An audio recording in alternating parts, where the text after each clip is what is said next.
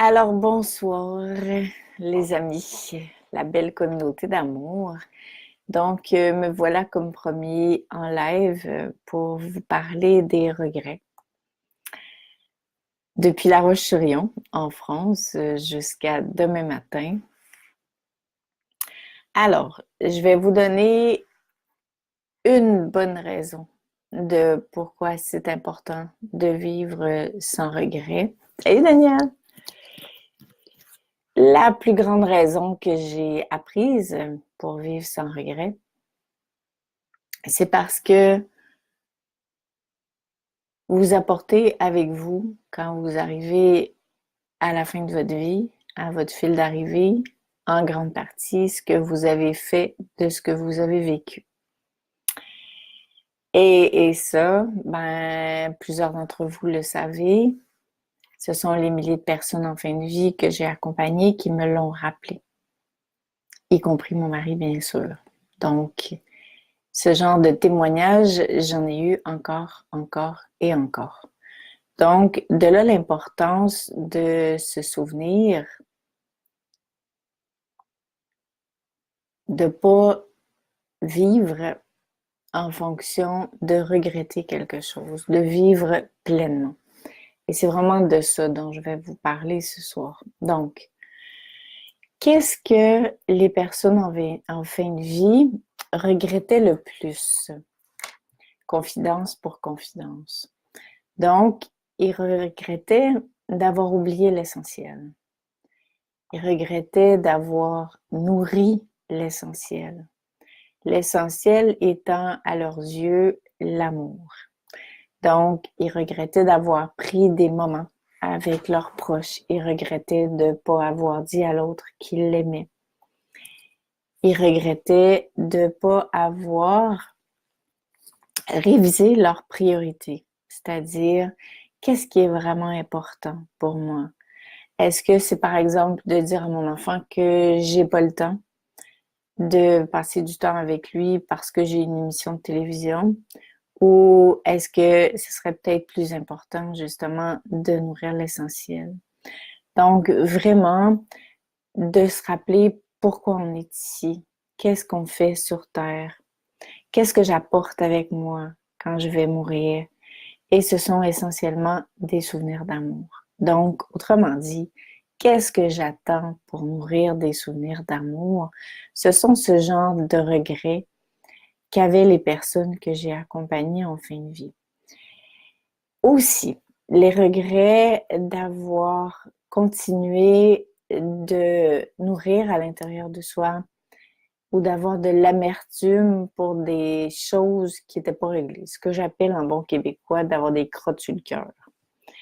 Donc, toutes ces crottes-là que j'ai sur le cœur, c'est dans le chemin de ce que je pourrais vivre pleinement.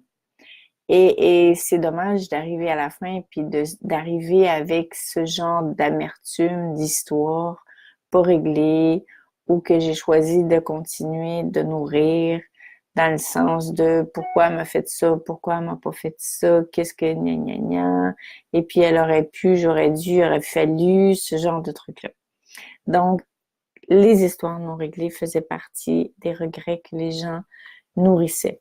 D'avoir attendu après les autres pour être soi et pour faire ce qu'on a à faire était aussi un grand regret de réaliser finalement qu'on est seul responsable de faire de notre vie une occasion de se réaliser et que tout ce temps où j'ai peut-être attendu après les autres pour le faire, ça peut faire partie des regrets. Un autre, c'est de ne pas avoir osé. Pas avoir osé être moi. Pas avoir osé expérimenter la vie. Pas avoir osé écouter mon élan. Autrement dit, si je le place à l'envers, d'avoir eu peur de me tromper. Donc, je vous donne les principaux regrets dont j'ai été témoin pour que vous puissiez vous-même observer votre existence, non pas pour vous sentir coupable, mais simplement comme piqûre de rappel, comme vous dites si bien vous, en France, que j'aime beaucoup, et de faire « Ah oui, c'est vrai ». Parce que comme je le disais dans l'introduction du live de ce soir, ça peut peut-être paraître déprimant comme sujet ou un petit peu lourd, mais le fait de revisiter ça pendant que vous allez bien ou si vous allez moins bien, ça enrichit votre vie parce que vous vous ramenez à l'essentiel et vous laissez de côté tout ce qui est futile, tout ce que vous avez appris qui ne sert plus votre évolution, tout ce que la société nourrit qui fait que quand vous arrivez à la fin, à ce que j'appelle votre date d'expiration, vous ne direz pas « Oh merde, je suis passé à côté » ou « J'ai complètement oublié ». Alors, c'est un des avantages de se rappeler qu'on est mortel, c'est que si chaque matin, on se réveille en se souvenant que ça pourrait être notre dernière journée, eh bien, on choisit ce qu'on veut faire de cette journée-là. Donc, j'ai préparé des trucs. Je vois qu'il y a plus de monde, mais je ne vois que toi, Daniel, sur le chat. Merci d'être là en passant. Donc, si les autres personnes veulent me faire un coucou ou m'envoyer un petit cœur ou me dire un petit mot, ça me ferait super plaisir de vous lire et de répondre à vos questions, bien sûr, si vous en avez. Donc, des trucs. Donc, je vous ai énuméré des comment. Comment faire pour ne rien regretter? Qu'est-ce que vous pourriez appliquer dans votre quotidien pour pas regretter? Et comme vous ne savez pas quand est-ce que vous allez partir, ben ça peut être cool de décider de mettre ça en place maintenant. Allô, Justine? Non pas dans la déprime de dire « Oh mon Dieu, ça se pourrait que ce soit ma dernière journée », mais plutôt du genre « Ouais, si aujourd'hui c'était ma dernière journée, est-ce que je laisserais mon humeur prendre le dessus sur moi parce que, par exemple, quelqu'un n'a pas tenu sa promesse? Hey, salut Mario! Donc, est-ce que je laisserais la voisine d'à côté qui ne m'a pas regardé ce matin et ce que ça arrivait chez moi prendre autant de place? Est-ce que je retiendrais mon élan d'aller vers quelqu'un parce que j'ai peur d'être rejetée si je savais que peut-être que demain je serais pas là? C'est dans ce sens-là que je trouve que c'est important de se rappeler qu'on est mortel. Est-ce que je reporterais un week-end avec mon amoureuse, avec mes enfants, leur disant que j'ai une bonne raison de leur reporter parce que je vais faire du temps supplémentaire, parce que je vais avoir plus d'argent, parce que l'année prochaine, on va pouvoir partir en croisière au lieu de partir en week-end à 30 km d'ici, dans un endroit qui nous apparaissait chouette. Ça, c'est toutes des confidences que j'ai eues des personnes en fin de vie qui m'ont dit « Merde, j'ai complètement oublié l'essentiel. » Et ça fait partie des plus gros regrets. Et quand on regrette quelque chose et qu'on arrive au terme de son existence, que ce soit de ce côté-ci ou de l'autre côté, ce qui est dommage, c'est qu'on doit se pardonner d'avoir oublié l'essentiel pour pouvoir partir le cœur en paix. Et tout ça, il n'y a personne d'autre qui peut le faire à notre place. Donc, pourquoi pas entrer plein pied dans la vie et choisir simplement de l'expérimenter à fond, d'enlever du chemin ce qui nous éloigne de nos élans de vie bien naturels, d'arrêter de penser qu'il faut être parfait, qu'il ne faut pas faire d'erreur, d'arrêter de penser juste à notre petit « j'aime-moi », ou de vouloir se faire justice, ou de vouloir que les autres nous comprennent absolument, nourrissant par exemple l'attente d'être compris de tout le monde. On a de la misère à se comprendre soi-même, fait qu'imaginez-vous être compris de tout le monde. Donc tout ça, ça fait partie des questionnements qu'on peut choisir de nourrir à chaque jour. C'est un peu comme si on mettait un moteur qui nous permet vraiment de vivre à fond dans la vie et de ne pas regretter. Donc là, on va lâcher la fin de vie, puis on va revenir au jour le jour pour que chaque jour soit pleinement rempli, pour qu'il me nourrisse, pour qu'il me permette de me réaliser et aussi pour qu'il me permette de vibrer à ma plus belle fréquence pour que je puisse, moi, être heureux et pour que les gens qui m'entourent ressentent aussi cette vibration qui va faire en sorte que je vais commencer à créer le monde que je souhaite avoir. Donc, salut Gaëlle! Alors, je vous donne des petits points que je voulais apporter avec vous, vous amener ce soir plutôt. Donc, un petit truc super cool que j'ai déjà amené en conférence puis que j'adore. Allô Audrey? C'est chaque matin, si vous voulez, allez vous asseoir sur un nuage, à une table à café, avec votre âme, avec le bon Dieu, avec votre croyance de ce qu'il y a de plus beau en haut qui vous attend puis qui veille sur vous. Ça peut être votre ange gardien, ça peut être comme vous voulez. Et tous les matins, vous allez vous asseoir avec cette part de vous, avec cette part de l'amour, avec cette part de lumière. Vous vous installez vraiment à un petit table à café. Et là, vous décidez de comment vous allez vivre en conscience aujourd'hui. Autrement dit, vous vous regardez d'en haut avec la lecture que vous avez depuis votre âme. La lecture dans laquelle est inscrite votre plan de vie. Et vous vous dites, avec beaucoup d'amour, qu'est-ce que la vie veut vivre à travers moi? Qu'est-ce que mon âme veut exprimer à travers moi aujourd'hui pour que ma journée soit pleine d'expériences, surtout, pleine d'amour, pleine de bienveillance, pleine de courage si j'en ai besoin, pleine d'humilité si c'est ce qu'il faut que je fasse, mais que je sois à fond dans la vie telle qu'elle est, sans vouloir que ce soit autrement pour m'épargner quelque chose. Ça, c'est super important. Parce que souvent, on pense que je dois être dans la vie, mais que la vie doit être parfaite tout le temps. C'est-à-dire que je voudrais que la vie ne me bouscule pas.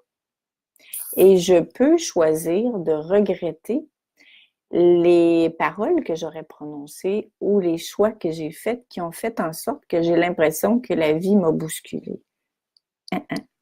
Parce qu'on est sur Terre pour apprendre. On est sur Terre pour avancer.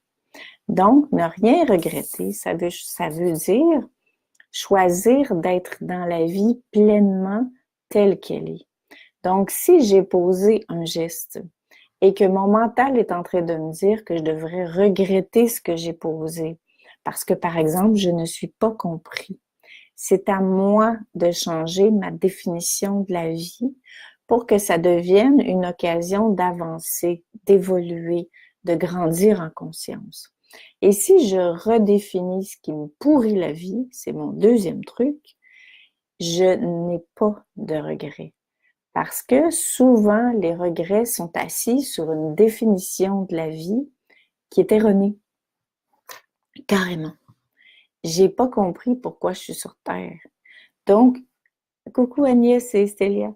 Donc, si j'oubliais vraiment pourquoi je suis sur Terre et que j'écoute les manières restreintes de voir la vie, je peux choisir de tout regretter, d'avoir dit un mot de trop, d'avoir pas été assez de bonne humeur, de pas avoir été assez à la hauteur, de pas avoir dit le mot parfait, de pas avoir cette apparence parfaite à laquelle je m'attends, que les autres s'attendent, de pas avoir répondu aujourd'hui à un mail tandis que je me suis dit que bon.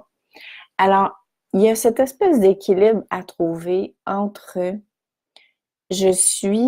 pendant que je suis sur Terre, je suis comme un funambule. Donc, je marche tout le temps dans l'équilibre entre avoir conscience de pourquoi je suis ici et accueillir pleinement qui je suis humainement pour pouvoir continuer d'avancer. Et si je choisis d'intégrer les deux, je n'ai pas de regrets parce que ma nouvelle définition de la vie consiste à expérimenter pleinement la vie et à faire de mon mieux. Donc, si je n'ai pas fait de mon mieux, et ça, Dieu sait qu'on est bon pour se le reprocher parce que nous sommes les êtres les plus sévères à notre endroit. Donc, si par exemple, vous vous couchez le soir, puis vous faites un retour sur votre journée, puis vous vous dites, OK, ici, c'est vrai que j'aurais pu faire mieux. Qu'est-ce qui fait que vous n'allez pas tomber dans le regret? C'est si vous choisissez de renverser le regret par une action. Et surtout, d'injecter dans le regret une solution de bienveillance. C'est super important. Alors, par exemple, si je regrette de ne pas avoir fait quelque chose, ben, j'accueille ça. Mais je me dis, si je veux pas que le regret, il prenne toute la place à l'intérieur de moi, puis qu'il baisse ma fréquence vibratoire, qui va faire en sorte que demain, je vais encore attirer le même genre de situation parce que j'ai entretenu ce genre de pensée-là, d'émotion-là, je décide que, par exemple, d'accord, aujourd'hui, c'était comme ça. Demain, qu'est-ce que je pourrais mettre en place pour transformer ce que j'ai vu aujourd'hui, que j'estime pouvoir faire autrement, pas pour être aimé des autres, pour servir la cause de mon évolution. Et ça, c'est pas d'être égoïste. C'est que si chacun, on fait ce qu'il faut, on fait les transformations nécessaires pour servir la cause de notre évolution, on va grandir de l'intérieur. On va guérir des blessures qui nous empêchent d'être qui on est vraiment. On va continuer de grandir en amour. Et parce que ça va devenir un moteur plutôt qu'un trou dans lequel je tombe à chaque fois, ça va permettre que ce soit un levier qui va tout simplement nourrir, enrichir ma vie et m'aider à mettre le doigt sur ce que je suis appelée à transformer. Si ce n'est que les choses que je pourrais faire autrement demain pour que je sois, en tant qu'humain, au service de mon évolution, si ce n'est aussi ce que j'expliquais tout à l'heure, c'est-à-dire changer ma définition de la vie, qui fait en sorte que je suis en train de regretter des choses pour lesquelles je me suis carrément incarnée. Comprenez ce que j'essaie de vous présenter ici, c'est qu'il y a vraiment les deux pôles. Je regrette des choses qui n'ont pas d'allure, que je ne devrais pas regretter, parce que je suis sur Terre pour expérimenter. Donc, je n'ai pas besoin de regretter de ne pas avoir été parfait. Et je peux regretter d'avoir cette conscience de la vie et de choisir de ne pas le faire. Dans ce cas-ci, ça veut dire que c'est la part de moi qui sait quelque chose, qui connaît la direction de mon cœur, et mon humain qui, même si je le connais, ne le suit pas. Mais ça ne sert à rien que je le regrette. Donc, l'idée, c'est que je le vois et que je me mette en action. Et si je ne veux pas mettre la barre trop haute pour continuer de toujours regretter, je change une petite chose à la fois. Parce que sinon, je me le donne trop gros, puis j'y arrive pas. Et je suis en train encore de nourrir cette énergie-là qui me tire vers le bas. Donc, dans les trucs que je vous donnais, c'est celui de vous asseoir sur votre nuage parce que, pourquoi je vous donne ce truc-là? Parce que vous prenez de la hauteur à ce moment-là. Et vous arrivez, quand vous prenez de la hauteur, à voir plus l'essentiel, vu d'en haut. Si par exemple, quand je vais moyennement bien puis que je tombe dans ce genre de truc et puis que j'escalade une montagne puis que je m'assois en haut, j'ai pas du tout le même regard que quand je suis affalée sur mon canapé, évachée pour les Québécois, et que tout à coup, je me mets à rouler dans les regrets. Si j'avais su, j'aurais fait les choses autrement. Si j'avais pris cette décision-là un petit peu plus avant, il me semble que ça aurait pu être différent. Si j'avais parlé sur un autre ton, si j'avais pas autant parlé, si j'avais plus écouté, si j'avais gna gna gna gna gna gna. Et ça vous pourrit la vie et ça donne absolument rien parce qu'on roule dans les regrets, on les alimente, on les nourrit et notre ego est carrément en jouissance dans ce temps-là parce qu'il y a le plein contrôle sur vous. Et là, vous n'avez plus cette connexion avec votre sagesse profonde et vous avez complètement perdu de vue pourquoi vous êtes sur la Terre, c'est-à-dire pour avancer, pour apprendre, pour expérimenter justement ces écarts entre ce que vous êtes et ce que vous faites pour finalement choisir d'aller de l'avant. Et ça implique de choisir d'accueillir votre humain pleinement. Pas de vous complaire dans votre humain. Pas de vous justifier de ne pas l'avoir fait parce que je suis humain, mais d'accueillir l'humain comme étant cette partie de nous qui a choisi de relever le défi de choisir de nourrir l'essentiel et qui a choisi d'expérimenter la terre, ce qui n'est pas toujours évident. Et à partir de là, de continuer de s'aimer là-dedans, de s'accueillir avec beaucoup de bienveillance, de poser des gestes et des actions différentes qui vont me permettre de me réaliser, qui vont me permettre de me dépasser, qui vont me permettre d'être fière de moi. Et lorsque je cesse de regretter quelque chose, donc je choisis de maîtriser mon mental, parce que c'est ma tête qui regrette, toutes les si j'avais su, j'aurais dû, gna gna gna. Donc quand j'arrête de faire ça et que je le traduis en action avec une injection de bienveillance dedans, je viens de monter mon taux vibratoire. Et dès que je viens de monter mon taux vibratoire, définitivement quelque chose qui est en train de changer à l'intérieur de moi. Donc, autrement dit, je me reprogramme sur une autre fréquence que celle des regrets. Je me permets d'avancer dans la vie. Sinon, j'avance pas, je tourne en rond. C'est ça que ça fait le regret. Ça me fait tourner en rond. Et parce que je tourne en rond et en rond et en rond, mais là, je rentre dans une espèce de tourbillon qui m'aspire complètement vers le bas. Donc, je dois décider de revenir assise sur mon petit nuage à la table à café. Et là, je m'observe avec un tout autre regard, avec beaucoup plus d'amour, beaucoup plus de bienveillance et beaucoup plus de conscience. Donc, j'arrête de vouloir revenir en arrière. En arrière, c'est fini. La vie se vit dans l'instant présent, mais je fais de ce que j'ai vu une occasion d'avancer. Donc, je regarde ce que ça m'apprend. Qu'est-ce que ça m'apprend de moi? Qu'est-ce que je peux faire de différent demain? En quoi puis-je m'aimer davantage? Qu'est-ce que je suis appelée à lâcher comme croyance, comme comportement, comme attitude qui fait en sorte que constamment je reviens dans ce mécanisme de regret? Parce que ça donne absolument rien. Bonjour Lucie. Alors, c'est ça que je voulais partager avec vous aujourd'hui. Et si vous voulez rien regretter, incluez ça dans votre vie. Et ça, c'est un choix. Et de grâce, arrêtez d'attendre après les autres. Parce que on pense que les autres ont la solution pour nous. On pense que si on est à la hauteur des attentes que les autres ont pour nous, qu'on ne regrettera rien. Mais non. Attendez après personne parce que vous êtes toutes responsables de votre vie. Vous êtes responsable de vivre en accord avec votre plan de vie à vous.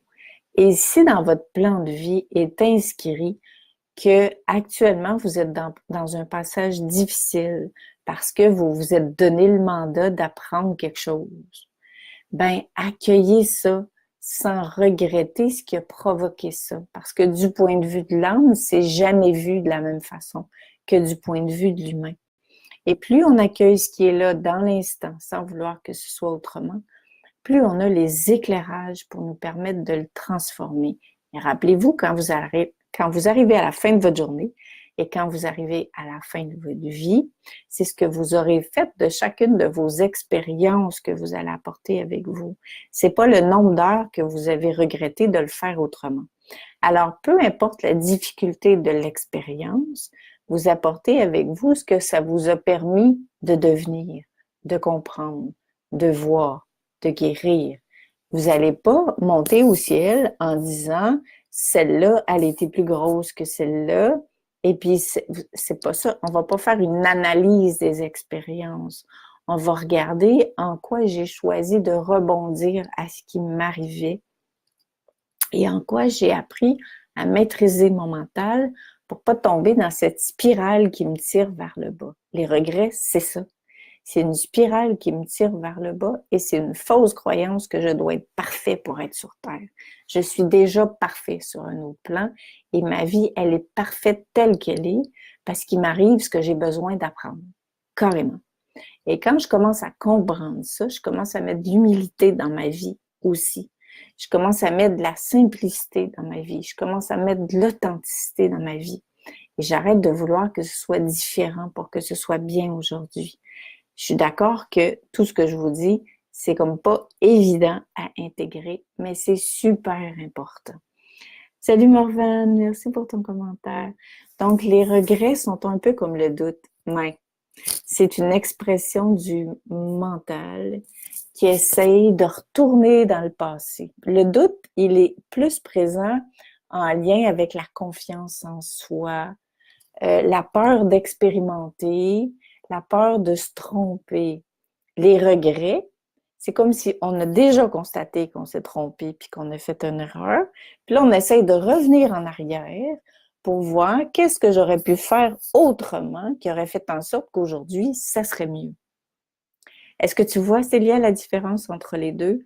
Donc, ça naît du mental tous les deux, mais c'est différent la manière dont ça s'exprime et c'est important de bien saisir pour que quand ça m'arrive, que je puisse voir ce qui se passe et que je décide d'agir et d'arrêter d'attendre après les autres. C'est moi qui décide que j'arrête de regretter. Et souvent, les autres vont me donner toutes les bonnes raisons de continuer de regretter parce que le monde est formaté pour trouver des coupables. Alors, si j'embarque là-dedans, ce qui n'a rien à voir avec la conscience, c'est clair que je vais continuer de nourrir les regrets. Alors, c'est à moi de décider à quelle famille j'appartiens. Est-ce que je décide de commencer à appartenir à la famille des gens qui veulent vivre en conscience ou est-ce que je décide de continuer d'adhérer à ce type de comportement qui veut qu'il y ait toujours un coupable? Coupable égale regret. Ça veut dire que j'aurais dû faire autrement. Et le monde est imbibé de ça.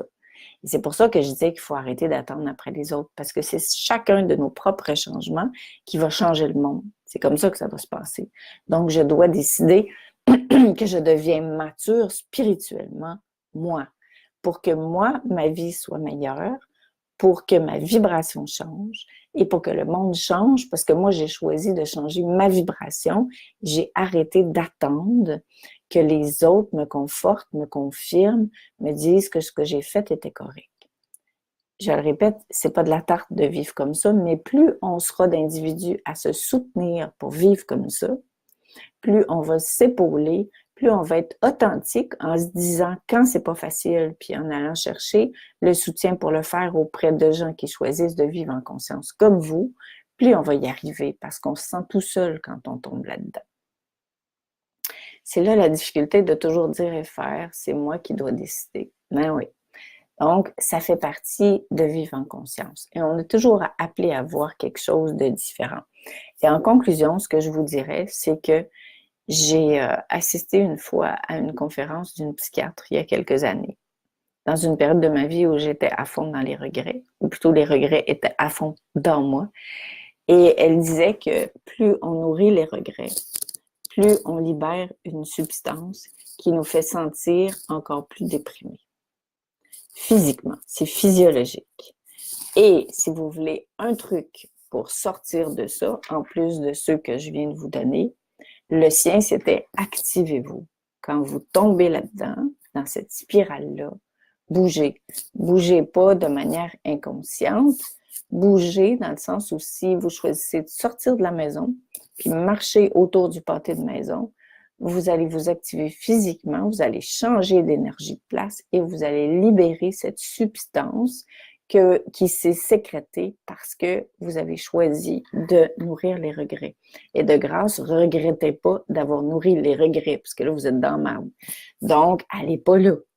Dites-vous, OK, je viens de le voir. Donc, je choisis de maîtriser les regrets, pas parce que les regrets sont pas beaux, mais tout simplement parce que les regrets vont m'amener nulle part.